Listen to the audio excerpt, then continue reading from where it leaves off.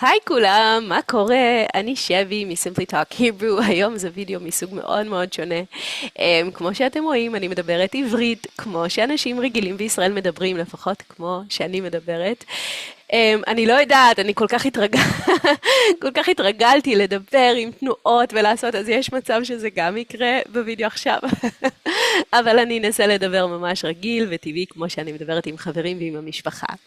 אוקיי, אז קודם כל, למה בכלל אני עושה את זה? קיבלתי הרבה שאלות בתגובות, ואנשים כזה, תקשיבי, את מדברת ככה ברגיל, אנחנו רוצים להבין, וזה ממש ממש מחמיא לי, בגלל שאני באמת מתאמצת, הרבה, מלא מלא מלא, אני ממש ממש מתאמצת לגרום לפודקאסט להישמע נורמלי, ולא מעיק, ולא לא כמו שפודקאסטים של שפות בדרך כלל נשמעים, שאנשים מדברים ככה, אז כזה, אם תשמעו את הפרק הראשון של הפודקאסט, אז ככה אני מדברת. אגב, אני באמת עושה חדשות טובות, וזה היה לפני שממש מצאתי את הקול שלי, וראיתי את הסגנון שלי, ופשוט אני עשיתי כמו אני למדתי צרפתית המון המון זמן. אז שמעתי המון פודקאסטים בצרפתית איטית, ופשוט עשיתי, ואני כזה, שלום אתם, אוקיי? אז ככה אני עושה את זה.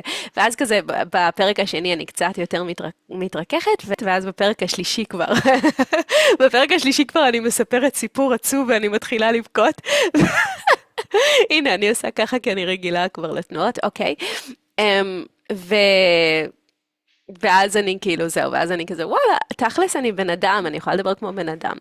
אבל זה לא פשוט, זה לא כל כך פשוט לעשות פודקאסט בעברית קלה, שישמע מעניין ושישמע כמו שאנשים מדברים ברגיל, אז אני אסביר את 4 טכניקות שאני משתמשת בהם. אוקיי, אז הטכניקה הראשונה היא באמת שימוש באוצר מילים מוגבל. אוקיי, זה נשמע נורא טריוויאלי, אבל בתכלס זה ממש קשה, והאמת שאני סופר גאה בעצמי שאני עושה את זה, כי זה נראה לי משהו שהוא לא רק קשה לעשות, נראה לי משהו שאני עצמי לא הייתי יכולה לעשות לפני כמה שנים.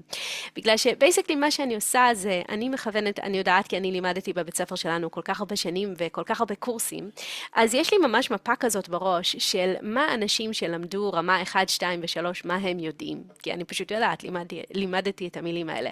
ואני מנסה להשתמש רק במילים האלה שלומדים אצלנו ברמה 1, 2, 3, אולי קצת יותר, וכל פעם שאני חורגת ואני אומרת מילה שהיא פחות שכיחה בעברית, אז אני פשוט מתרגמת. וזה מורכב, כי אפילו אם מישהו יודע באופן תיאורטי מה הם מילים שכיחות ומה הם מילים לא שכיחות, זה די מורכב לנסות לדבר רק במילים האלה, ופשוט לזכור כל הזמן, ואני חושבת שזה, א' כל ממש היכולת הזאת באופן אינטואטיבי לדבוק רק במילים הפחות שכיחות, נראה לי שזה רק מישהו באמת שלימד עברית הרבה זמן, אבל גם לנסות להסביר מושגים מורכבים ותהליכים וכל מיני דברים שקשורים ללמידה או באופן כללי, על ידי שימוש באוצר מילים של כמה מאות מילים, זה לא קל, ולפעמים באמת אני צריכה כזה ממש כשאני מכינה את הפודקאסט לשבת לפני ולכתוב ולחשוב כאילו, כי אם יש איזו צורה, אם אפשר להגיד משהו בכמה צורות, וחלק מהם סבילות, וחלק מהם, כן, הם פשוט במשלבי דיבור גבוהים יותר ומורכבים יותר של השפה העברית, אז אני פשוט אבחר את הצורה הכי פשוטה. זה כיף, זה מאתגר, זה מעניין, זה לא פשוט, וזה ממש ממש כיף לי שזה נשמע טבעי וזורם, כי בתכלס אני משתמשת באוצר מילים מוגבל. אוקיי. טכניקה שנייה היא באמת לדבר בצורה מאוד מאוד אנימטית, מאוד מותאמת, עם הרבה דרמה, עם הרבה ידיים. עכשיו, למה אני עושה את זה?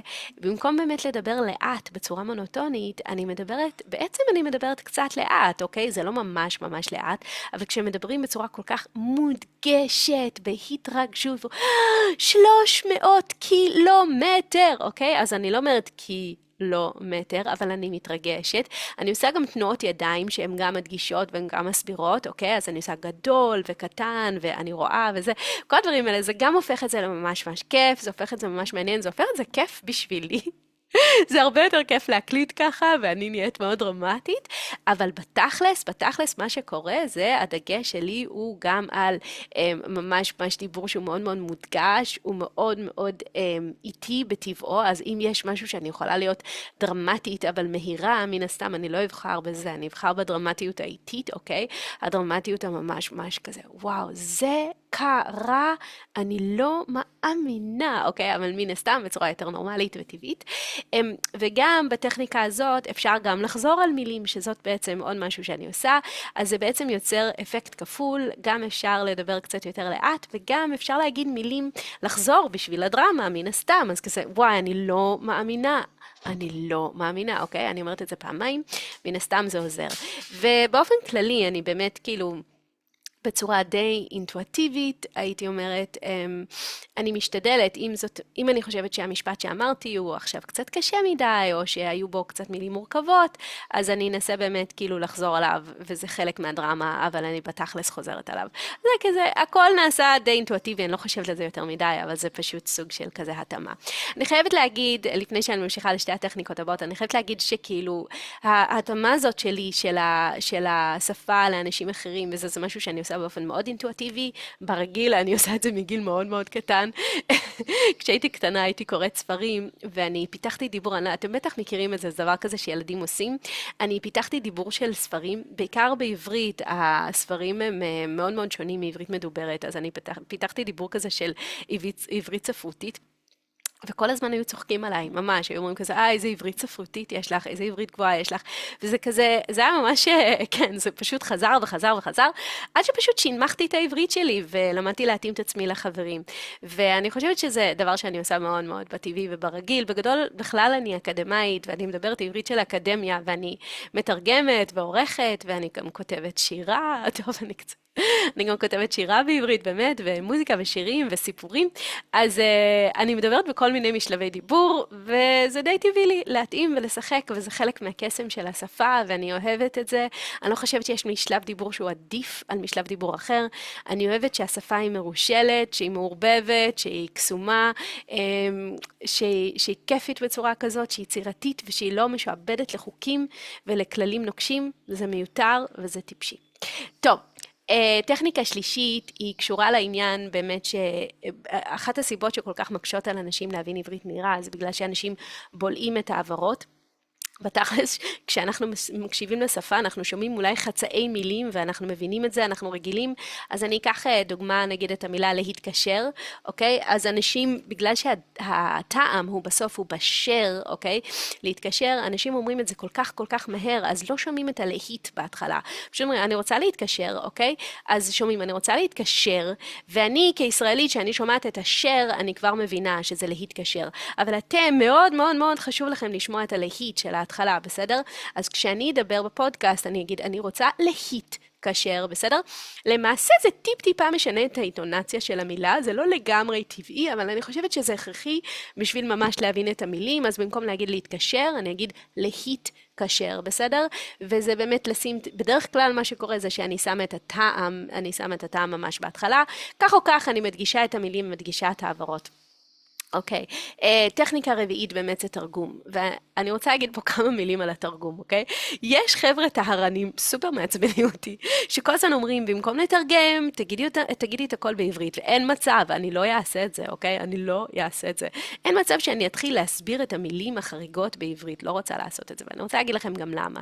אני הקשבתי לפודקאסט צרפתית הרבה מאוד זמן, וזה היה פודקאסט מעולה, אני למדתי כמעט את כל הצרפתית שלי מהפודקאסט הזה, אוקיי? והדבר הכי מעצבן שהוא היה עושה, זה כשהוא היה, כי הוא רק דיבר צרפתי, לא אוהבים לדבר שפות אחרות, אז כל פעם שהוא היה מגיע לאיזשהו ביטוי או איזושהי מילה קצת מורכבת, הוא היה מסביר את זה בצרפתית, ואני חייבת להגיד לכם ש95% מהפעמים שהוא הסביר, אני לא הבנתי, פשוט לא הבנתי מה הוא אומר, וזה היה סופר מתסכל, ואני הבטחתי לעצמי שאני בחיים לא אעשה את זה. למה? למה זה כל כך מתסכל ולמה זה כל כך לא ברור? בגלל שזה תיאורטי, זה עוצר את כל הרצף של הדיבור, המוח שלכם כבר נכנס לתוך איזשהו נרטיב, אתם מצליחים לעקוב, אתם אומרים, פתאום אני עוצרת את הכל, ואני פתאום מתחילה לדבר על משהו שהוא לגמרי תיאורטי. עכשיו תחשבו שאני צריכה לעשות את זה עוד, באוצר מילים סופר מוגבל, של רמה 1, 2 ו-3, אוקיי? אין מצב, אני לא אעשה את זה, אני שונאת את זה.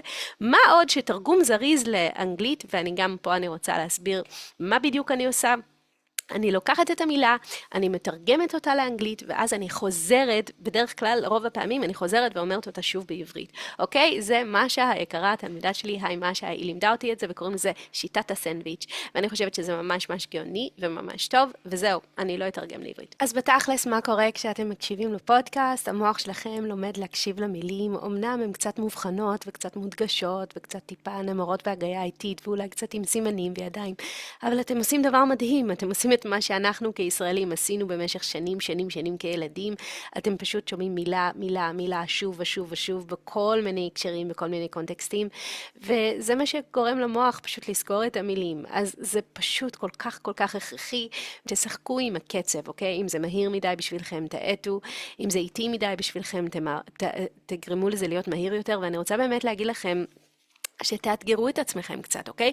אם אתם רואים שאתם מצליחים להבין את כל הפודקאסט ממש טוב, תגבירו קצת את המהירות. כל כמה שבועות, טיפ-טיפה, ממש טיפ-טיפה, תגבירו את המהירות, ואז למרות שאני עושה את כל הטריקים והשטיקים האלה, אתם ממש תגרמו לאוזן שלכם להקשיב לעברית סופר מהירה, ואם אתם תשמעו את הפודקאסט שלי, עם כל הדיבורים האיטיים וה-whatever, כל מה שאני עושה, תשמעו את זה במהירות של 1.7, 1.8, 1.9, אתם ממש מגיעים כמעט למהירות, כאילו זה כבר ממש משתווה לשפה המאוד מאוד טבעית ואינטואטיבית והברות בלועות של ישראלים.